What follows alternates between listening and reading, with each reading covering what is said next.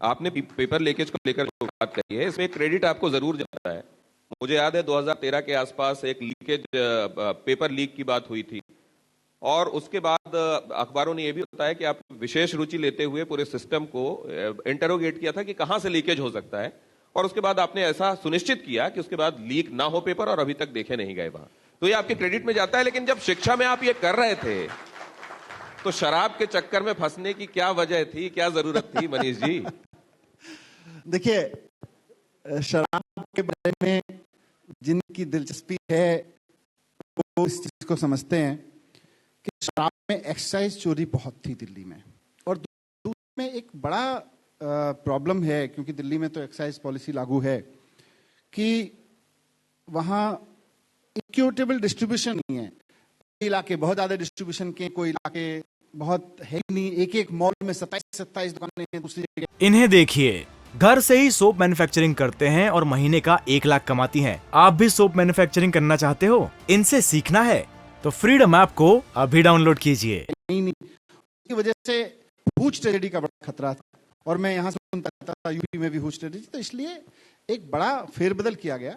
लेकिन आज भी मैं बहुत गर्व के साथ कहता हूं कि हमने एक अच्छी पॉलिसी बनाई जिससे दिल्ली के रेवेन्यू को फायदा हुआ, जिससे दिल्ली के कंज्यूमर को कोई नुकसान नहीं हुआ, उसको कोई महंगी शराब नहीं खरीदनी पड़ी। लेकिन भारतीय जनता पार्टी से बौखला गई। वो इसलिए नहीं क्योंकि दिल्ली में कोई एक्साइज में गड़बड़ हुआ, ये बीजेपी वालों को बताया कोई गड़बड़ नहीं हुआ, इसलिए क्योंकि गुजरात में गड़बड़ होने वाला है। इस बार बीजेपी की सत्ता जाने वाली है। इस बार गुजरात में बीजेपी की सत्ता की नींद उड़ी, तो उसने उनको कहा नहीं एक्साइज एक्साइज एक्साइज। जितना आप बोलो गुजरात में आम आदमी पार्टी जीत रही है और बीजेपी हार रही है, उतना ही वो जोर से चिल्लाते हैं एक्साइज एक्साइज। लेकिन एनालिस्ट इसको ये भी कहते हैं कि कट्टर ईमानदार की छवि लेकर चलने वाली आम आदमी पार्टी, और खास तौर से उसके जो सेनापति हैं मनीष सिसोदिया, उनके प्रोस्पेक्ट्स को, ईमानदारी वाले प्रोस्पेक्ट्स को इससे एक बड़ा ब्लॉट लगा है। क्योंकि वो ये कहते हैं, ये बताइए कि अगर उनकी नीति अच्छी थी तो उन्होंने वो जारी क्यों नहीं रहने दी, पुरानी नीति बहाल क्यों की? नंबर 1। नंबर 2, ये 2 गिरफ्तारियां हो गई हैं, हवा में तो नहीं हुई होंगी, प्रीमियर एजेंसी जांच कर रही है, कुछ तो मिला होगा। तो ऐसा तो हो नहीं सकता कि कोई वजह न रही। आपको बताऊं मैं, हमारे आम आदमी पार्टी के 41 एमएलए की गिरफ्तारियां हो चुकी हैं, 41 एमएलए की।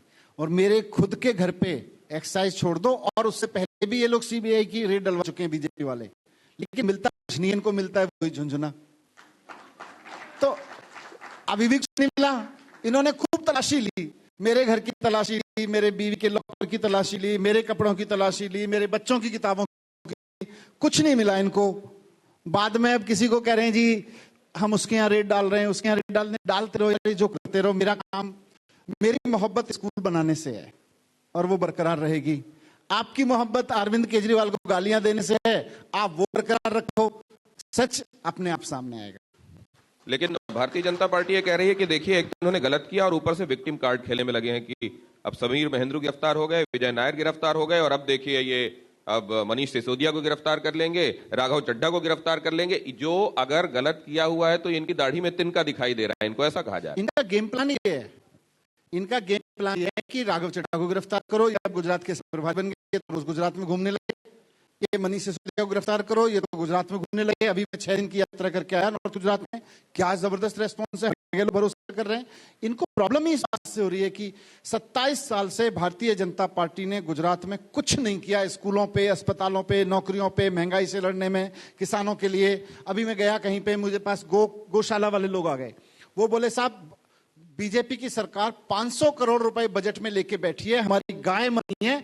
ये लोग बड़े गोभक्त कहते हैं, कभी इनको शर्म नहीं आती है कि ये 1 करोड़ रुपए भी उसमें से दे दें गो किसानों के लिए? नहीं दिए इन्होंने, सब कब्जा करके बैठे। इतने सारे दुखी हैं लोग। अभी मैं आपको एक दिलचस्प चीज कहता हूं। मैं पीछे ईसुदान भाई के साथ गया हुआ था नॉर्थ गुजरात की यात्रा में।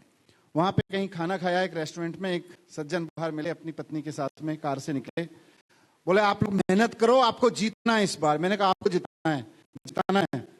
उन्होंने गुजराती में कहा, माफ कीजिएगा मेरी गुजराती मुझे आती नहीं है, हो सकता है मैं गलत उच्चारण कर जाऊं, कंटाળી गए छे। मैंने कहा क्या हुआ? बोले जल्दी आओ आप लोग, अभी अपन कंटाળી गए छे। सही बोल रहा हूं? प्रधान भाई बाजू में बैठे हुए थे गाड़ी में, मैंने पूछा क्या बोल रहे हैं ये? बोले ये बोल रहे हैं कि हम बीजेपी से ऊब गए हैं, थक गए हैं, पक गए हैं, इनसे अब छुटकारा दिलाओ हमें। ये स्थिति है बीजेपी। अभी ये बात मैं राघव चड्ढा रिव्यू में भी सुन रहा था कि 37 साल से आप कोई कमीज पहन रहे हैं तो वो घिस जाती है, आप उसको बदलना चाहते हैं। कमीज में और पॉलिटिकल पार्टी की डिलीवरी में क्या एनालॉजी ड्रॉ की जा सकती है? क्योंकि अगर कुछ चीजें पुरानी होने के साथ और अच्छी होती हैं, अगर आप डिलीवरी कर रहे हैं तो सरकारें रिपीट होती हैं, यहां होगी। वजह तो सबको पता है। भारतीय जनता पार्टी की 27 साल से यहां सरकार चली आ रही है, उसकी एकमात्र वजह कांग्रेस है, क्योंकि कांग्रेस 27 साल से केवल भारतीय जनता पार्टी की सरकार बनाने के लिए चुनाव लड़ती है, खुद को जिताने के लिए तो कोई लड़ती नहीं। मुझे किसी ने, पत्रकार ने, जब मैं शुरू में आना शुरू हुआ था तो एक बड़ी अच्छी लाइन बोली, बोले आपको पता नहीं है यहां पे कांग्रेस की तो लिस्ट कमलम में बनती थी, कमलम में बनती थी, कांग्रेस के हेडक्वार्टर में कांग्रेस की टिकट की लिस्ट ही बनती थी, कमलम में बनती थी। तो ये तो होगा, 27 साल से ऐसी थोड़ी भारतीय जनता पार्टी सत्ता में। अब की बार गुजरात के लोग राजनीति बदल रहे हैं।